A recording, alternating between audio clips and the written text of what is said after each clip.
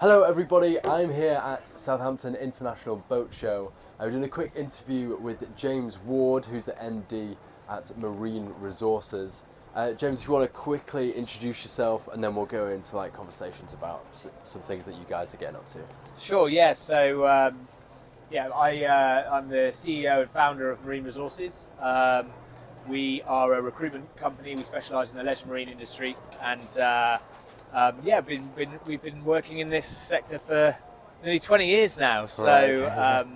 It's brilliant to come back to the Southampton Boat Show. It's always been a really important show for us, and it's been great to see it kind of just continuing to go from strength to strength.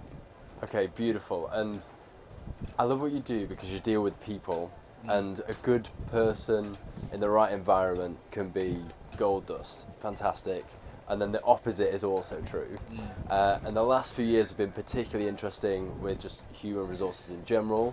What kind of things are you guys looking at and prioritising in terms of getting the right people involved in these companies? Yeah, I mean, the recruitment landscape's just been on a complete roller coaster over the last few years for many, many reasons, not just purely because of COVID, but we've also had other things come up like Brexit. Yeah, I was going to say Brexit. We've had new legislation within something called IR35, which has really affected the contractor market.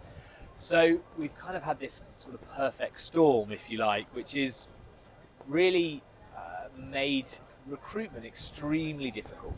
And what we've seen from a landscape point of view is that the recruitment market has become very, very competitive, and there's much more focus from businesses having to probably, I guess, look outside the box a little bit in terms of how they're going to not just recruit people, but retain people as well. Yeah, so let's go further into retention, because I think that's quite interesting. 'Cause, okay, you can employ somebody, keeping them around is the more difficult bit, and there's plenty of strategies that we've just generally talked about that are really effective. What kind of strategy or priorities have you found that people really like? Yeah, I mean, look, the word culture gets bandied around quite a lot, probably more so than ever, and I think that businesses that have really become very focused on their culture and who their employer brand, if you like, are businesses that are tending to actually be a lot more successful at retaining their people, and also attracting the right people.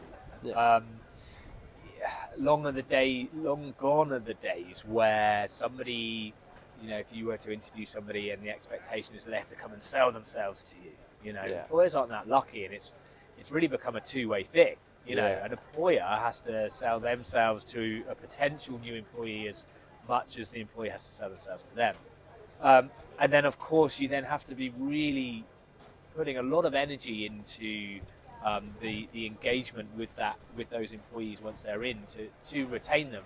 And we're seeing some really good stuff with businesses who are they're really active with that engagement piece to kind of understand their workforce, understand what motivates them, understand what they can be doing to really kind of be a great employer in the minds of their workforce.